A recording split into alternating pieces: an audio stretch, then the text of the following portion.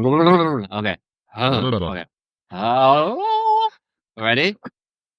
Welcome to the TCBSI Podcast. I'm Ben, and that's my brother there. And we've got a guest on today, Crystal. Welcome to the show. I was going to cue out the round of applause, but I didn't hit the button in time. It's a shame. Yeah, sorry, Crystal. We'll do a real round of applause. Welcome, Crystal. Welcome. Oh, yeah. I don't know. We are going to be talking. Yeah, what we talking music. About? Ooh. Music, yeah. So, is it Lyla? Am I pronouncing that right? Yeah, Lyla Sylva. Lyla Sylva, cool. So you've been on a bit of a journey with your music, haven't you? Because didn't you have you have got like two kind of artist personas almost. Yeah. I started off with Amya Ray. That was it, yeah. Kind of doing like folk pop music, and then most recently I've decided to go on a different kind of route, going down the more electronic route with liquid drum and bass, and that's when I created Lyla Sylva. Lyla Sylva. So are you doing both of those, or have you kind of like, is this like transitioned into Lyla Sylva now? Amya Ray is not completely like gone. I will still do that, but at the moment I am primarily focused on Lyla Sylva. That's super interesting. Because that was actually something I wanted to like dive into in this episode. Actually, is like, because I think music has always, to me, and as I've been getting more into music recently as well, and just from like interviews I've heard of other artists, it's like, you know, people become, especially if you have like a big fan base, people kind of like, they're attached to your sound and what they know you as. And when you grow as a person, as an individual, you might no longer resonate with, you know, this persona, this artist that you once were. And you might want to try something new, but it can almost like kind of hold you down, right? And become like a burden where it's like you feel now you're trapped being this person. What brought it about for you? Was it a similar experience that you had, or was it just wanting to try something new? Like, what was that whole journey like? I think because I'd done Amya Ray for so many years, I felt like I felt like I had much more inside of me that I wasn't able to express with the style of music that I was doing. So I wanted to create something where I could, you know, have more energy on stage, move around on stage, have a different vibe that perhaps this kind of music couldn't really take me. I've always loved raving and drum and bass, and since getting sober, that kind of sparked it in me where I just wanted to kind of rave but enjoy the music and it not be about anything else. So yeah, I felt like it was kind of a time for a change, but I knew that other side of me wasn't completely like gone, if that makes sense. Just kind of in a different headspace right now. Yeah, it's kind of interesting actually how that's kind of like coincided with your sober journey as well. Because it's similar timing, wasn't it? The Lyla Sylva thing. Well, it's coming up to 3 years now in May with my sobriety. Wow. And how long's congratulations. And how long's Lyla Sylva existed? I think only about a year. It's Okay. really new. It's not quite the same. I thought like maybe Amya Ray was still drunk. And it was sort of like there's sort of like maybe that version of you still existing. There's sort of like, oh, I've got another gig tonight, Amya Ray. You're like getting on it, and then Lyla Sylva, totally mellow, cup of tea and drum and bass. I have tea. Yeah, no, that is interesting. I mean, I totally get it. Yeah. I guess people do really get tied down by the idea of themselves, and then they kind of stop growing. You see it like artists all the time as well. They do something that's successful, and then they repeat the thing, and then they end up stop doing what they really like doing, which is kind of just experimentation and freedom to just create for the sake of creating. They think that something should create rather than being like, oh, this is what I do now, and I've defined it. And they literally stop growing because they've found like a product. They've turned themselves into a product. And you're like, I guess that's the weird line, isn't it, between building a brand and then allowing yourself the space to evolve. Because a brand sounds kind of certain. What do you think? Talking about brands. That's you, Tom. Are you talking to me or Tom? Yeah. Speaking of brand, yeah, no, it's funny because I was watching a video about, I can't remember who it was. You might even know him, Chris. He does quite a lot of videos on like music, but he was talking about how, you know, a lot of the biggest musicians and artists in the world, they do have a brand. And it was actually a really interesting video. He's talking about everything from like their album cover artwork to the music videos to their clothing and just like the lyrics and the way that the songs make you feel. There is like a consistent like brand behind it. And actually one of the things he mentioned in that video was about like, I think he mentioned like Kanye, and if you look at like Kanye West and how his songs have been on a journey, right? Like they've really changed and evolved over the years, but there is something still very Kanye about it. Like there is a through line through all of it. So even though it's kind of like very experimental, there's been this consistent through line, which is kind of interesting. That ties it all together. Which, yeah, I found that kind of fascinating. What about how's the whole music industry been for you, Crystal? Like, how have you like found that as, you know, going through? Because I know how many gigs have you done now? Actually, I've lost count. Really, that meant like hundreds? Probably, yeah. Probably over 200. Probably. Wow, crazy. Yeah, I started gigging when I was 17. I'm going to be 32 this year, so a lot of gigs.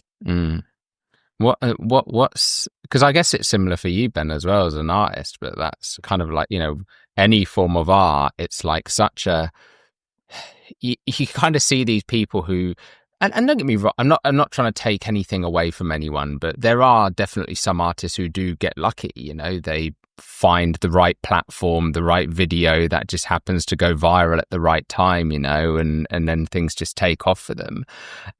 But a lot of the time, for a lot of artists, it is just years and hundreds or thousands of gigs, you know, just like doing that constantly. Yeah, totally.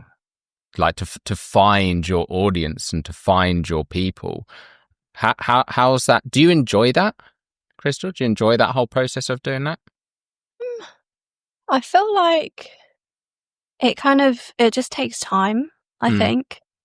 Like certainly with Lyla Sylva is very new and fresh, and I'm still finding my audience through that. Whereas Amya Ray, obviously I did that for so many years and I built a certain fan base and I was known in certain areas more than others. And I kind of built consistency with that. So yeah, it's kind of, I've almost started from scratch with this new project. So yeah, it's kind of tough. It must be scary, right? It's not, I guess it was at the beginning because I was like, oh, I've got I started an Instagram account from nothing and I'm still building it. But sort of decided to bite the bullet and go for TikTok. I was like, I need to start posting, which, yeah, was quite challenging at the beginning, but I think I'm getting the hang of it now. I think the consistency part is the most challenging bit. Like, I find it quite exhausting coming up with content ideas all the time, you know, posting every single day, especially when you've got other things to do. It can be quite draining when all you want to do is just make music and gigs, and yeah, it can be a lot sometimes. Oh, totally. I mean, that's the whole field of social media. It's a total load of bullshit, really. for the ways that we want to take, how we want to take part in it. It's fucking crazy, painful and exhausting. And you're right, your time should be spent in the right way, and you should be, you know, almost working out how we can input into those mediums in a way that works for us. Because if we're not, it's like it kind of shows as well a bit, I think. I mean, yeah, what is your favorite part? Is it writing or is it gigging? I don't know. I love writing. I love the stage of writing when you've just finished a song and you're like really happy with it. Yeah. And you get excited. Yeah. And totally. I love just coming up with ideas, and just when it comes really easily, it's like really exciting. But then I love sharing, when you've played a song a couple of times and people want it and they're asking for it, that can also be quite nice, because that it's resonated with someone and they're like, oh, or they come up to you and they've said, oh, I've had your song in my head all day or all week. It means a lot to me. It means this to me. Like that means a lot. How do you, that's pretty cool. How do you get gigs in the first place? Do you have to do people come to you generally, or do you have to kind of reach out to the different venues and stuff and organisers? I mean, like I said, it's kind of, at the moment, it's like completely starting again from scratch, because when I was doing my music beforehand, it was a completely different space, different venues that I was targeting, different audiences. So before, I was able to just play in pubs and kind of get gigs through that way. But now with this new genre of music, I'm it's drum and bass. It's not really like a pub kind of vibe. I'm finding it hard, where I would come. Where I would go to like open mic nights and stuff and rock up with my guitar. It's a little bit different. So I'm still learning, but I think, eventually people were just asking me to play. But that took years to kind of build that. But I'm still learning now, like what to do. It's a really interesting point, actually. I'd never really thought of that, but I suppose there are definitely some genres where it's more, like you say, you can, with what you were doing before, you can kind of rock up with your acoustic guitar and just, play at these nice little pubs and open mic nights and stuff. But then certain genres, you can't really do that so much. Yeah, it's a really interesting point. So, because I don't understand how the whole gigging space works, because I know, sometimes you there might be some things where you get paid to do a gig. There's other times where you might want to do it because it's going to expose you to a new audience or a bigger audience. Like, how does that actually work? Like, what are the avenues you have as an artist to kind of, like, if you wanted to play a gig, like, what would you do? Where do you start? Like, how does that whole thing work? Yeah, it depends, like, on so many different things, whether you're like a solo artist or in a band or what genre you're doing. But certainly, like, looking at, different venues and seeing where you would fit in. And, you could, I think at the beginning I did reach out to people, but eventually when you build up a name for yourself and people start knowing who you are, eventually they'll start asking you to play. And then with the whole payment situation, it's a really mixed bag.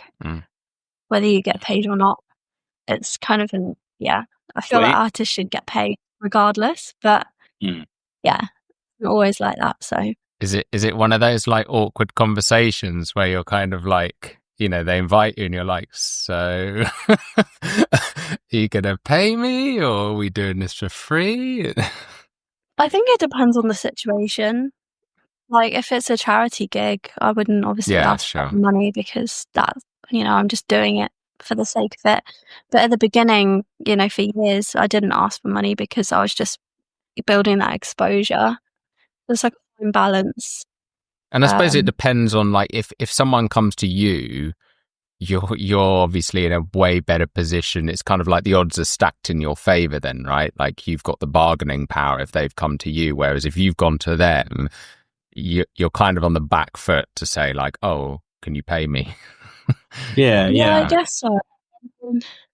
I think you can always ask, like, what's your budget? Yeah, true. Most people are quite transparent, but in my experience, a lot of the time the promoters would take the money. And there are some sort of gig setups where I haven't personally done them, but you basically play and then it's ticketed, and however many tickets you sell, then you get a cut and stuff like that. So there's like like a joint incentive to share the gig. Then it makes sense. Yeah, like whoever got more people through the door would get more of the cut, and so on and so forth. But I guess that's better if you know you can fill out a space. and you've got a fan base. Mm-hmm. So yeah, it's just it's a minefield sometimes. What about like the like the streaming side, right? Like having your song on Spotify and Apple Music and all these things. Like what like how viable actually is that as a ways to make money? Because I've seen some YouTube videos of artists saying like you literally have to have millions of streams to even make any real decent income from that. Like do you make much money from that? I mean, you don't have to say how much you get from it, but like how does that kind of side of things work? No, I don't make anything from streaming. Really? I think you have to be like Beyonce or something to make a decent amount, probably. I don't know. But radio play, I think I get some money for, and PRS. Yeah, that because I was asking you about that the other day. Like I find that so confusing. So so basically, well, it's kind of like you have to have like these publisher rights, and then you got master rights of your song. Yeah. Like, you know, the producer can take a percent. I mean, it sounds like a great system because I guess it keeps it fair, right? So everyone gets their fair share of the music. So I guess it is good for the artists and the producers and everything, but just super confusing. Like, so basically that means then if someone was to play your song on radio, I guess there is like is there like a governing body who like they know that song's been played, so then they can say, okay, cool, and then they can say, right, so Lyla Sylva, this is her song, so we're gonna send the royalties. You get like a little code, okay, that's unique to that song, and then wherever that song's played, like say for example, if you do a gig and you play it live, if they're registered to PRS, you can claim that back. Okay, obviously, you've got to do the admin, and you've got to remember. I've never remembered to do it. I mean, and totally, it's really? just like, it's painful. It's like, why would you want to do something like that? Yeah. I'm really not good with admin. Yeah. Is it even like, and what is that? What is that actually based on though? Because like, so for example, like is a stream of one of your songs worth the same as a stream of Beyonce's song? I think so, yeah. So it's just like a fixed amount you get. It's the amount of it. Yeah. So it's not like, you know, they're like valuing you as an artist. It's kind of like you just get a set amount of money for any song. Well, yeah, because I get, and I guess the radio is sort of full of that, or full of shit tons of the same songs repeating. Yeah. So it makes sense. What do you get? Like, what would PRS actually like? Is it even worth the admin? Like, what do they actually like give you for a song stream or song play on like a radio? I don't think it's more so about the money. I think it's more so about the rights and the copyright, you know, your intellectual property.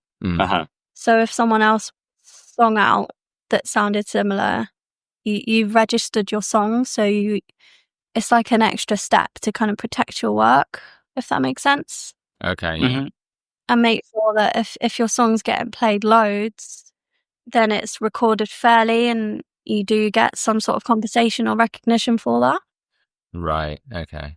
Oh, so when you were saying you have to fill out a form, that's not like a form to claim the money necessarily. That's a form to register, you mean? I mean, PRS is a whole like website. They've got different sections on it. So you just like set it up and create an account, and then you can register your songs like through there and track it and stuff like that. That must be kind. Would you normally? I guess you'd normally get notified, right? If there was like if someone was going to play your song on radio, or do they not? Do you not get any notification on it? I mean, when I got my BBC Introducing play, they email you. It's kind of cool. And then I use the distributor Ditto. Okay. So through whatever one you use, they'll have like you can check your streams like through there and see like where it's been, how many times, your audience, stuff like that. And how, like, do you like what do you what do you track as an artist? Like, what's your goal, I guess? Like, are you tracking like the number of streams you've got? Are you tracking like or are you tracking the number of gigs you've had in a month? Like, do you set goals like that? Do you have like specific goals that you work toward as an artist? Not really. I mean, I've only released one song as Lyla Sylva, so for me that wasn't about the streams. It's about building a fan base and getting out there. Certainly for my next few songs, it would just be about building an audience and reaching people. The stream numbers are good, but I don't think that's too much of an issue right now. My main focus is to build an audience. Yeah, I suppose that's a good way to look at it, really, like the amount of kind of actual connection, like, real connections you're making and engaged like followers and stuff. Well, yeah, that's kind of what I was going to ask. Like, what is the measure of success? I guess but maybe that's kind of the answer, and I guess that maybe changes as it goes along. But I guess that's unique to you as an artist. How do you measure your success in terms of outside of maybe building fan base, maybe just as a musician, as someone that loves music? How do you measure? How do you feel success in what you're doing? Is it through a large amount of songs? Is it through a large amount of reach? Does that make sense? Yeah, it kind of does. I think it's very individualistic. Like for me, I create my songs because I want to, and I put them out hoping that it will resonate with people. But yeah, I guess, when I get people, I said it before, but when I get people saying, oh, I've listened to your song, for example, I went to a spin class and one of the instructors has just, decided they like my song and is playing it now in their classes throughout the week and have said that they've got really good feedback from people. That for me is a success because, people are enjoying it. I know it's resonating with people, which I'm like, great, okay, I'm doing something right. But yeah, I don't know. I try not to focus on like the numbers too much because I know I'm in the very early stages of this project, and if it does really well, great. But I'm still very much like building my artistry with it and building my sound and my audience, and I think that's more important right now than focusing on metrics.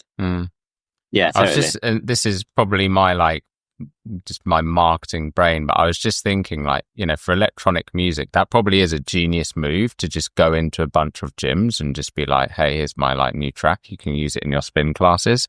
Because imagine how much exposure you're going to get as well. Like, how many people go to those spin classes like every day, like just new people like coming in, like a revolving door. Well, it's probably a pretty good way to get exposure. And a lot of people add those things to their playlist as well, Fucking totally. People need that for exercise. It was a really organic meeting because I did the class myself, and she said, "Oh, this next song I'm going to play is one of my friends," and that kind of sparked the idea in me. I was like, "Oh." I put my brave pants on and I was like, right, I'm gonna ask. I'm just gonna say, oh hey, I make this kind of music. Would you like to listen to it? And she was like, yeah, sure, send it over. And then I got a message from her being like, I love the song, gonna play it in my class. And I didn't think much of it. Then I kind of left it. And then like a week later, she was like, oh, I've been playing it. It's been doing really well.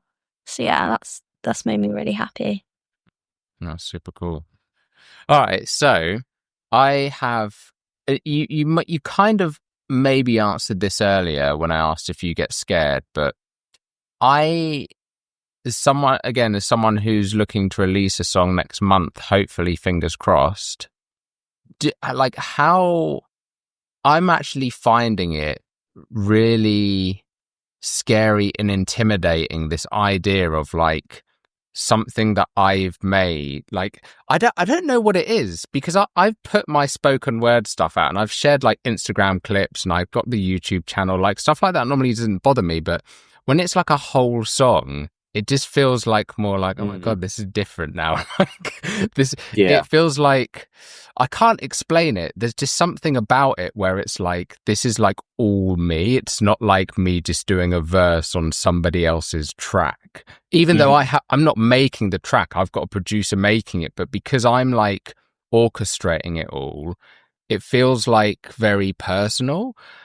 How has your journey been with that? Like, can you? I don't know if you can remember back to the Amya Ray days and like when you kind of put your first song out there.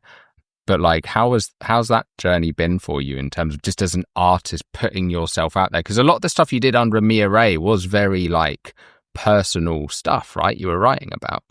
Yeah, I mean, all my songs have been really personal. I don't think I could write without having that really personal element to it. It wouldn't mean anything to me, but I know everyone's completely different. But yeah, I actually remember the very first time that I performed my original music. I think, Ben, you were there. Do you remember I supported Wretch 32 in London? Yeah, I remember. I was there. I did some beatboxing as well, actually. Yeah, so I was like 17. I remember I went out on stage and I sung my very first song, like original song, to like 300 people or something. Wow. And that was so scary. What song was it? I think it was called Slowly Let Go. One that I've never released or anything like that. But yeah, that was very vulnerable because it was in the middle of like East London. I was surrounded by lots of like rappers and I was the only one. Yeah, it was a different vibe though, wasn't it? Yeah. So to do that I thought was quite brave at 17. Massively. So that was the first time that I shared. What was the reaction like? Really good. Was it? Yeah. I remember someone wanted to like sign me and stuff, like randomly. But yeah, it was good. It was really good. And then yeah, I've never had a problem with being vulnerable. I've always been a very like open book. I really don't struggle with that. So do you think that first experience though, like, do you think if it went badly that would have changed anything? Sure, like, do you know what I mean? I've got a song coming out next month, and I really hope it goes well. Like, no, really, yeah, but I know I'm yeah, and that doesn't crush me. I'm genuinely wondering, like, do you think, like, and again, it's always difficult to answer with these things, but like, do you think looking back, like, if it went horribly wrong, like if you got booed or heckled, do you think that would have changed your decision to even keep at music, or like? I mean, I've done a lot of gigs in my lifetime, and I've certainly had really, really good gigs, and I've also had really, really bad gigs, and I have been heckled before. Really? Yeah, I've been heckled.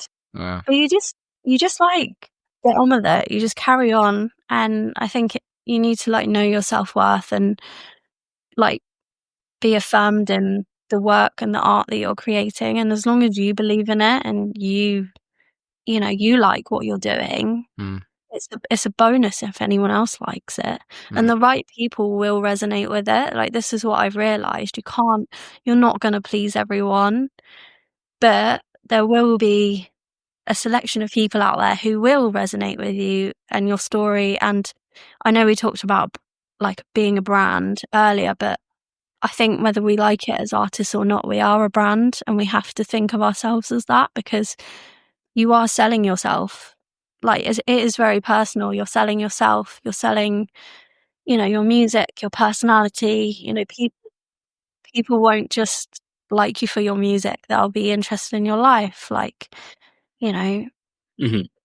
hobbies, like what you believe in, so many different things. So yeah, like if someone doesn't like you or like your music, that's okay. Like, there'll be other people who like it, but you've just got to find them. Yeah, no, I love that. And I think that's so true. And I think, because it allows you to, if you know the person behind it, it allows you to connect with the song and the lyrics and just everything on a much deeper level, right? So I think that is a really good way of looking at it. But yeah, no, man, that's just so savage.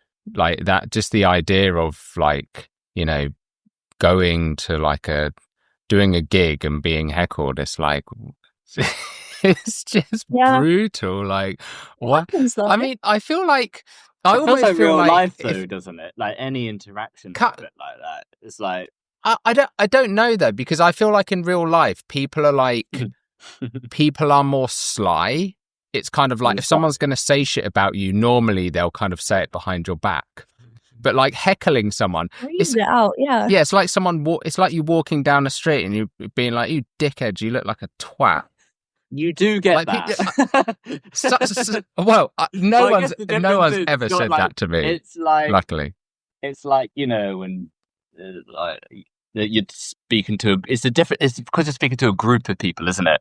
And they're all looking at you, and then one person says you're a dickhead, and then you're like, oh no.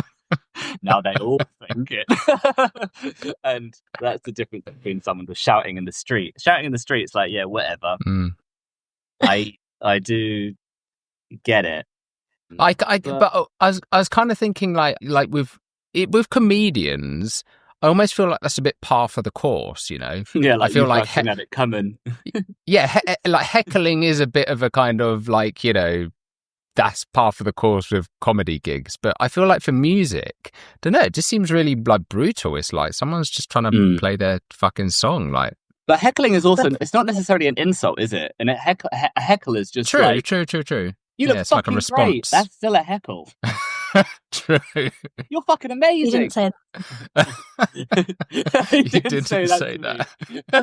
I wish you did. You didn't. But I think it builds character, you know? Yeah. Oh, yeah, for 100%. Yeah. 100% it does. It hasn't stopped me. And you don't need to get good at responding to it. I've seen people that like they're really professional and they're like, oh, someone's shouting at me now, and it's actually just nice. They can be real. You don't ever need to get good at that. Or that's what I sort of feel through. I've seen people, professionals, and they've been heckled, and they're awkward about it because they don't want that, and that's fine. And some people almost make it part of their like. They're just such a good stage person that they're invincible. You know what I mean? And that's kind of enjoyable in the presence of it. But yeah, I totally. I think I know you're saying about just being vulnerable. That's a very endearing thing to see on stage. You want someone to be real. It's nice when you see someone on stage and they're awkward, but they're like they're on there anyway. And that's why you like them, because they're like, wow, you're on stage, you're awkward, and you're like, you're still doing it. And that's what's so enjoyable about it, especially with musicians, I think. Yeah, definitely. Yeah, it's funny how like we all kind of, because I guess, you know, like I used to work in, like I was just actually thinking about it now, like I used to work in like door-to-door sales, right? And I would constantly have people tell me to fuck off and, you know, slam doors in my face. So like, you know, I'm used to that, but I think I was almost able to, it didn't really bother me because it was kind of like, well, yeah, I am like, nobody likes fucking, I don't like salespeople. Like, it's not personal to me. Do you know what I mean? Whereas I guess, but what you just said there, Crystal, like you have your own ways of almost like detaching yourself from that, because you're right. It's not, they don't know you as a person.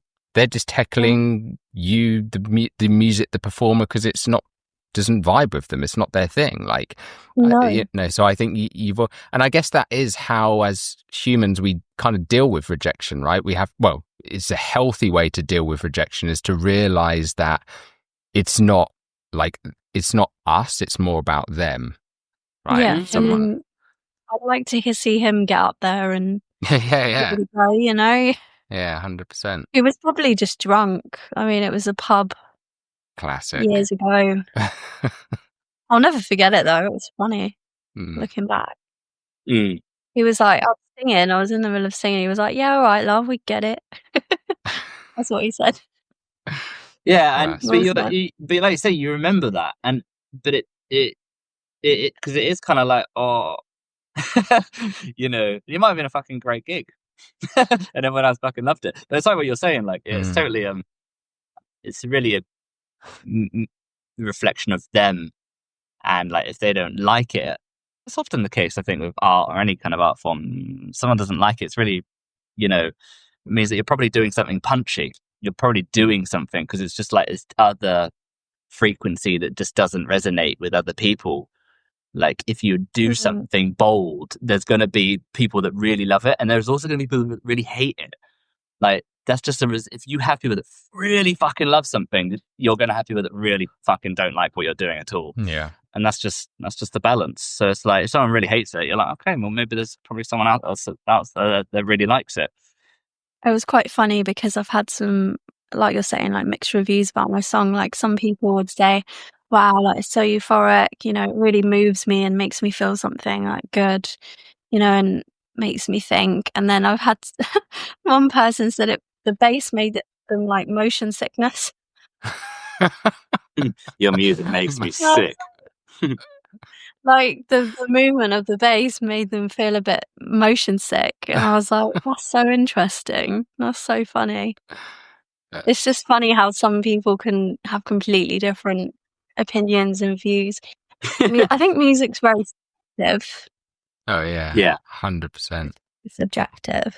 Like, it's just, your taste and what you like. You can't help what you like. Yeah, it's like any form of art, right? It's highly, highly subjective. Although there is this weird thing. It's like, what do they call it? It's like the kind of, I don't know what the word is, the TikTokification of music, where you've got these like artists that blow up from these like clips. I don't know how to describe it, but it's like, maybe it's like the audio and the visual together, but there is this like, when you see these viral music clips, they're like so like dopamine inducing. It's like the hook, like the.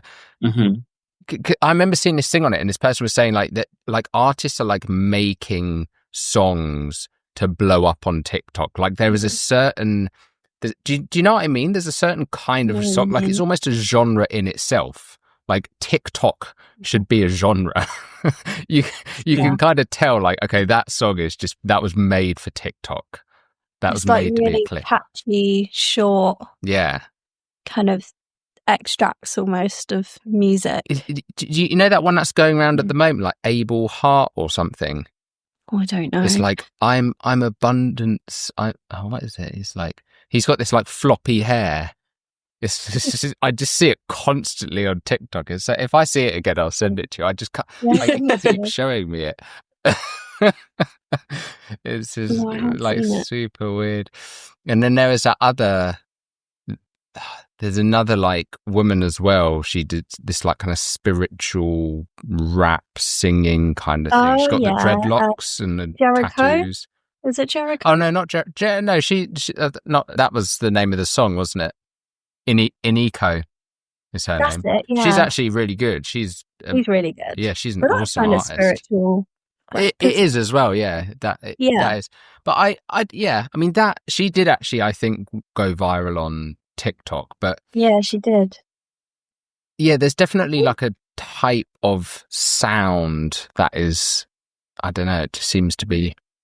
Is it Sam Ryder? I think Sam Ryder was like one of the first people to like get signed off of TikTok or something. Is that right? I don't know. Yeah, because it's not necessarily like there are some artists who have blown up on TikTok and they have been amazing, unique, original artists. But there's definitely something happening at the moment where it seems like there's this similar sound that is just like, it's just like injecting dopamine into your ears and eyes.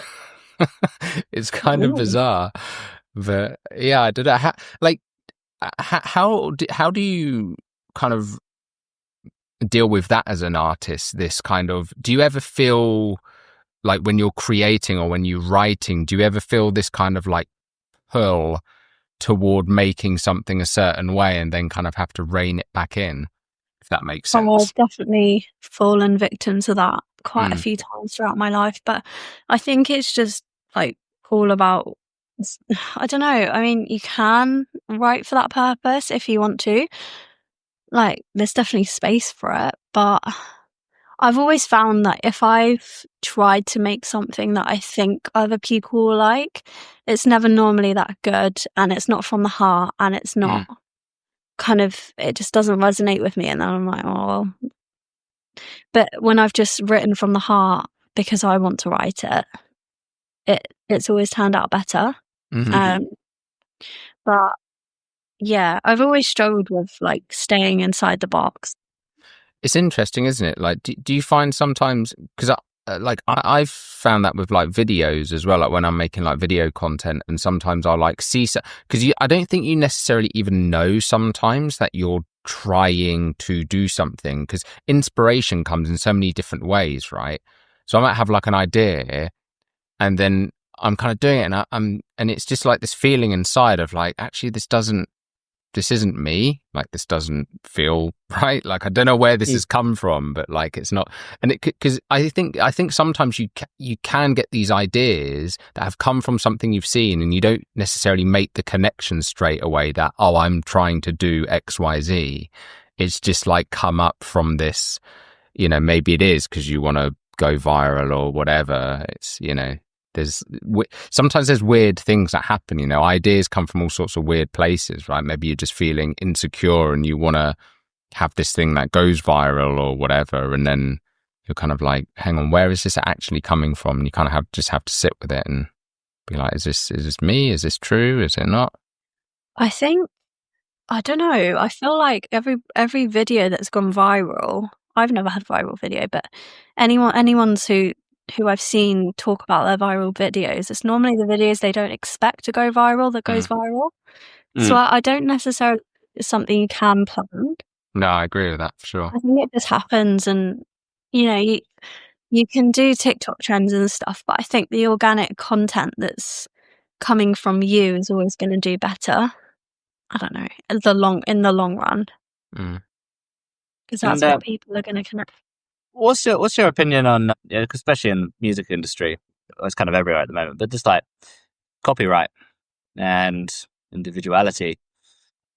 Yeah, what's your opinion on that? Because it's a crazy, crazy big subject within the music world, and everyone's like, I mean, what is originality? And do you ever feel like, do you ever worry that you're copying someone else, or do you ever? I don't know. Yeah, what's your opinion on it? Yeah, I mean, there's that thing, isn't it, where someone said like every song has been done before or something. I don't know, but when I write or I've got ideas, they just come to me, and I've had a few times where I'm like, is this something already? I'm like, I don't know. And I hope it's not. There was one time I had a dream, and I came up with this song, and I woke up and I was really happy with it. And then I realised it was something, and I was like, no. It was playing on the radio the next day. You're like, it's the fucking song. I wrote it. And I wish I wrote it. I can't even remember what it was now, but yeah. No. I just find it really fascinating subject, because it's sort of like I think it's interesting because it's sort of like, for when someone's like, oh, they use this, it's from my song, and I just sort of think like, I just as a person listening to music, I just want to hear music, and I just want to hear it in as much vastness and possibility as humanly possible. I mean, especially within electronic scenes, they sample things all the time. Yeah, because that's something I've, I think, who was it? I think it was it H? He released a song with Bo. But is it Bo, the drum and bass producer, or Boo, the guy from like Manchester or something? They did like a remix of that Gorillaz tune. Have you heard it? Yeah. Like, presumably, like, would they have to license that track to be able to do that? I mean, they're probably signed to a label, right? Like, I see. So the label could maybe share the label would always deal with that kind of thing, and own this like request for, I don't know, like rights and stuff. Yeah, true. But yeah, you if you want to use someone else's work, you will have to credit them. But because that's the thing, and that's I guess to your point, right, Ben, is that like what is what is the what makes that song that song.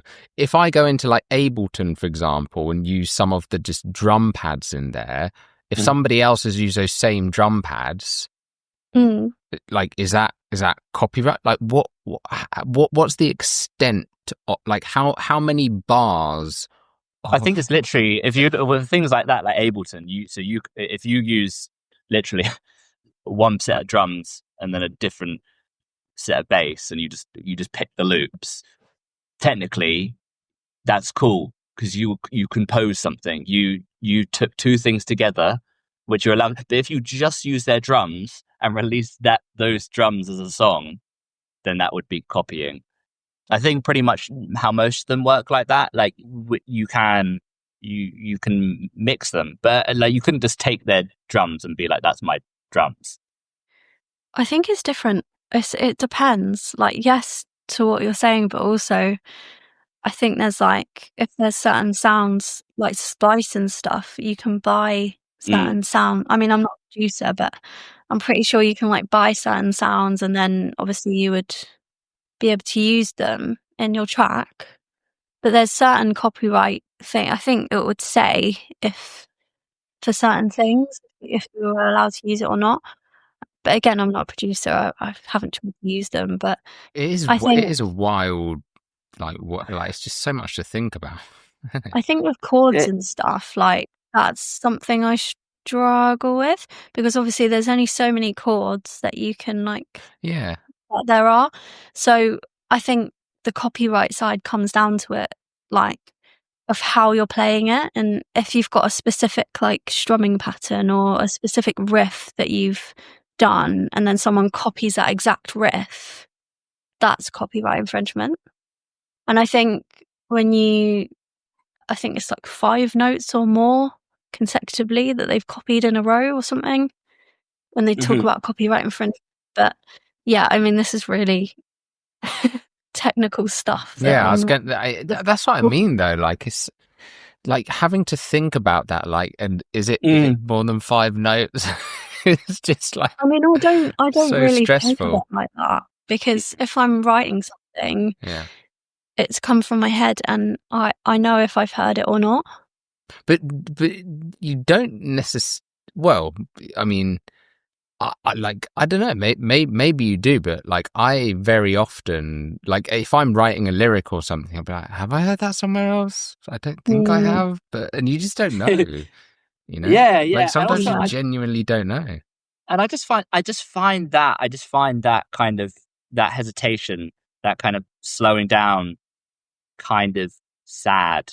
We want to hear. Because it's kind of blocking the creative process, right? Because you're like, you've got this fear. You can do it because it should. Like even if it comes from something else, like everything you came up with was like I get the kind of like real mimicking. If I did a whole song and the entire song was used all Bob Marley lyrics, and I was like, it was just a coincidence. It's not a coincidence. I get it. No. It's just but it's just like I just feel like, I in general, I just feel like we just want to hear fucking music, and the same with art. Just don't hesitate. We want to hear as much. We want to see as much different art. We want to see as much versatility, and we just like. It's a really weird line, and I guess it's really a reflection of a system that tells you that you need to make money out of it. Therefore, you need to own it as some kind of property so that you can continue to benefit from it. And I was like, well, actually, we just want to hear stuff. Like we want to progress. And I just think it's a fascinating subject in a creative field, ownership. Yeah, like I wouldn't really put too much pressure on yourself and think in that way, because it kind of takes the fun out of it. Definitely, when you think too technically, and you know, when you're just being creative and ideas flowing, and you know, I don't think you would think, I'm going to write something exactly like this, unless you know. So what's next for you, Crystal? No. What's next? Some songs that I'm going to release. Yeah, I haven't got release dates yet, but you've written them? Yeah, I've got things coming. They're produced, ready to go. And do you like, coming back to that whole thing we were talking about earlier with like, you know, kind of goals and how you measure things, like as an artist, because I guess this is going to be individual to everyone, right? Like, do you kind of set yourself goals of like, okay, I want to release 5 singles, or I want to release an album this year, or like, do you kind of set those kind of goals for yourself, or is it more just you just see what happens, you just go with the flow kind of thing? I would say I'm definitely a goal-orientated kind of person, just in my day-to-day life anyway. Like, I do thrive when I plan everything. And yeah, I would say it's important to set yourself goals, because otherwise you have nothing to work towards. I really enjoy having things that I can, you know, work towards and achieve. So yeah, I think it is important, definitely. So what are the goals for Lyla Sylva, or are these personal? Because that's okay too, right? Like, I think that's an interesting one. Of like, sometimes I think that's actually quite an interesting question. I think like some people are like, yeah, you should broadcast all your goals and tell people, because then you're accountable to it. And other people are kind of like work in secret kind of thing, right? Where it's just like your goals are for you and that's sacred, and that's, you know, how do you think about that? When it comes to my music, I'm definitely a bit more sacred with my goals. However, I'm quite open with like my fitness goals, or you know, things that I'm, you know, my sobriety. You know, that there are a lot of goals in my life where I am quite open. But I think it is important, like when you're manifesting and when you're, you know, quietly working away. I don't really like to share my work, or I don't like to share things that are not quite finished, because yeah, I think you're the only one that's gonna get your vision. You can try and explain your vision to someone else, but you're the only one that's gonna really like see it for what it is and how you want it. And yeah, I sometimes feel like people just won't be able to see like what you can see. And sometimes it can like discourage you from what you can see, if that makes sense. I said that in a really weird way. No, do you know, that makes a ton of sense. It's actually a really interesting way of looking at it, because, and I guess, yeah, and you're absolutely right? Like what you said with like fitness goals and even like your sobriety journey, it's kind of like, I guess that makes sense, because that's more of like a linear curve, right? Of like, it's just kind of, you're ticking down the days, you know, and you're sharing that with people. There's like an accountability thing. But then when you're creating something, you like, it's difficult to kind of put a deadline on that, and you don't really want to kind of say something, and then if you don't think it's finished, you've then put this date out there of like, hey, I've got this goal of releasing this thing. Because that's kind of what I've done now, like shot myself in the foot by being like, yeah, I'm going to release a song at the end of April. And I'm like, oh fuck, like what more time? So yeah, it's a really interesting way of looking at it, actually, that you have like goals that are like just yours, like for you. And then you have goals which are more like external goals as well. That's kind of cool. I like that. I mean, everyone's completely different, but that's just how I feel right now. Yeah. No, I mean, yeah, for sure. It is more of a kind of philosophical question, and it's very individual, right? Like everyone has their own ways of doing things. No, that's cool. So I actually hit 36 months today with my sobriety. Wow. Congratulations. Today. Months. Today, yeah. Oh, wow. Today. Happy 36 months. Nice. That's super cool. How long is that in? Actually, just as a... Years. What's that? How long is that in years? 3 years and... I'm not sure. I know it will be 3 years on the 18th of May. Okay. May. Wow. Crazy. Yeah. How what's that like? What's that journey been like for you? A bit crazy. Crazy? Yeah, like the first year was horrendous. Well, like hard? Yeah, because I don't know, I've got quite a lot of mental health problems. So for years, I was just kind of squishing it all down with like alcohol and substances. But when you stop, everything that you've suppressed for years finally arises. So like the panic attacks and depression. And I thought quitting alcohol would solve my depression. I was like, well, I'll just quit the alcohol and then I won't feel down anymore. That wasn't the case. Everything got 10 times worse. Yeah, I had to go on medication for 6 months within that year. And then the second year, it wasn't as bad, but it's still been really challenging. I'm still doing a lot of like healing, and I'm just learning so much about myself, like constantly. It's amazing. But yeah, I'm finally settling into it now, and it's nearly year 3. Now, how do you find having this conversation with someone else the other day who's also sober, and they were talking about how it's like it's such a weird, like, especially alcohol, like substances and like other substances and drugs and things like that. For some reason that there's more of like it's just, I think alcohol is such a culturally accepted thing that people do, and people often like look at you like it's kind of like if you tell someone you're sober or you don't drink, they just assume there's some big story there. They're like, oh, what happened? Why? Like, is it like a religious thing? It's like, no, I just don't want to drink. Like, it's like, why do I have to explain myself that I don't want to poison my body? Like, it's such a It should be the other way around. It should be like, no, I'm asking you, what happened to you? Why the fuck are you drinking? Kind of thing, right? Yeah. I mean, each their own. You know, I have many friends who drink and they can take it or leave it. I'm quite lucky. I wasn't like I'm not in recovery, if that makes sense. I was never addicted in that kind of stereotypical sense where I needed a sponsor and everything like that. I just kind of, you know, I just realized that there was so many unhealthy patterns, and in order to kind of heal and improve my mental health, I knew that I needed to cut out caffeine because coffee was not doing me any favors for my anxiety.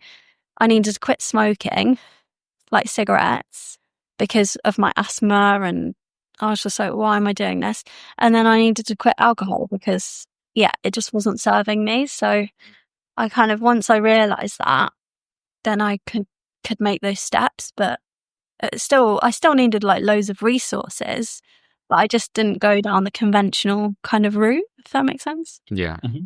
Would you say have your friendship circles changed? Oh yeah, 100%. Really? I've got a whole bunch of new sober friends now. Interesting. And a whole like community of people, which is amazing. Mm. And have other people like dropped out of your life as well? I think naturally, not really dropped out. I guess I wouldn't say they've dropped out. Become less prominent. No, not even that really. Like, I'd say the people that I did sort of go out drinking with, you know, our activities are a lot more wholesome now. Okay. So when we meet up, you know, we do things that are different, like, but I'm at a stage, like, for the first year, I didn't really go out to pubs or out. I didn't put myself in environments where I knew I would slip up. I was very, very strict with myself, and I really sacrificed a lot, like not going to any raves or the pub or anything like that. But now I'm in a place where I can go raving and I'm all right. So yeah, that's been fun. That's very cool. It's tough. That's a pretty incredible achievement to do. No, especially because it's absolute, like, it is an easy way, even if you're not addicted, you know, like you say, it's, if you are suffering from any kind of mental health, anxiety, stress, whatever it is, it's a really easy way out. Okay, it's a really easy, and especially if it's a familiar pattern for you of like, that's normally how you have coped with those feelings in the past, to be able to kind of shun that and kind of saying like, I'm not going to go to this, because of course, like, you're gonna have, you know, aside from these new things that are coming up from on the surface, like day-to-day life can be stressful sometimes, right, and scary and anxiety inducing. So like, that's kudos to you for doing that. Kudos. Mindfulness is really important. Kudos. Yeah, true. Like meditation and stuff has really helped me. And I went to a sound bath the other day, and yeah, I just try and do things that I know grounds me. And I love like exercising, doing like spin, Pilates, running. Yeah, I love it. It just sorts my head out. Yeah. Mm-hmm. Nice. Cool. Ben, So any questions you wanted to ask before we wrap up? No, actually, I kind of had written stuff down, but I think we've covered stuff. We've covered stuff. We covered stuff some today. Ground. We covered some serious ground. Are you excited for your release? I am excited. Yeah, I'm very excited. Well, yeah, all jokes aside, like I am feeling like super excited about it. It's just, I've wanted to like release something of my own for ages. Like, yeah, I think like music has always been inside of me for so long, you know, like when I was like, I don't know, like 14 or 15 and I'd like just started writing lyrics, you know, I was listening to like Eminem. That was like my inspiration, and I just like started writing lyrics and rapping and then after school, you know, when I was like, I don't know, 19, 20, that all just fell by the wayside, and I kind of just like forgot about music. It was kind of like this stupid thing that I did in school. I was stupid, whatever. But it's always been this like, it's only just recently, you know, I've been thinking like whenever I see any music artist, or if I see any like shows on TV with, you know, these music documentaries and things and people like on stage performing, like I just get this feeling inside where it's like, it's not even inspiration. It's like, I feel like I was like made for this almost. It's this really like strong, like pull, unlike anything I've experienced before. And it's only now I'm kind of connecting that, and I'm like, wow, like I've kind of denied myself of this for so long, because it's kind of like, and like me and Ben have talked about this before actually, of like, you know, it's funny because Ben's kind of gone down this route of being an artist, and I kind of like pursued this route of like getting a career and getting a good job and all that kind of thing, even though I've always, I think, had this like artistic leaning within me. I've kind of like shunned that down as like, that's just some stupid thing, like you can't make money from that. Whereas now it's kind of like, yeah, it's like just coming up to the surface again, and it's like, no, this is like you. So it's really nice. It's a really like liberating feeling to be like actually getting that out to the surface. It's really, really cool. Yeah. I'm excited to hear it. Yeah, so am I. What kind of genre is it? It's kind of like, I don't really know how to describe it. I would say probably like hip hop, but maybe hip hop. Yeah, it's like kind of like a little bit of Rizzle kicks, bit of Frankie Stew and Harvey Gunn. Like it's kind of like, yeah, I don't know, like a UK hip hop vibe, like alternative. Yeah. We've heard it. We've got a deadline. We've got genres. We've got lots of things to expect now. Anything else? Because I'm writing it all down, and I'll be on the comments. No. I'll be in the comments section I'm gonna on the 31st of April. Yeah, I'm gonna heckle like, they're fucking great. Yeah, that will see. I'll keep you all posted. Yeah, awesome. Thank you for coming on, Crystal. That was super fun. You. Where can people follow your music online? You're under Lyla Sylva, right? Yeah, I think is. I think it's. You're gonna have to spell it out for us as well. Lyla, Lyla, Sylva, Sylva, and then DNB. Lyla Sylva, DNB. November. DNB. Cool. Well, I mean, we'll link to it in the show notes and stuff anyway. But in case anyone's like listening and like, how the fuck do you spell that? Now you know. And send you my TikTok handle as well if you want. Yeah, sounds good. That'd be awesome. Cool, guys. Thank you all for tuning in. and we will see you all very soon. Bye-bye. Bye-bye.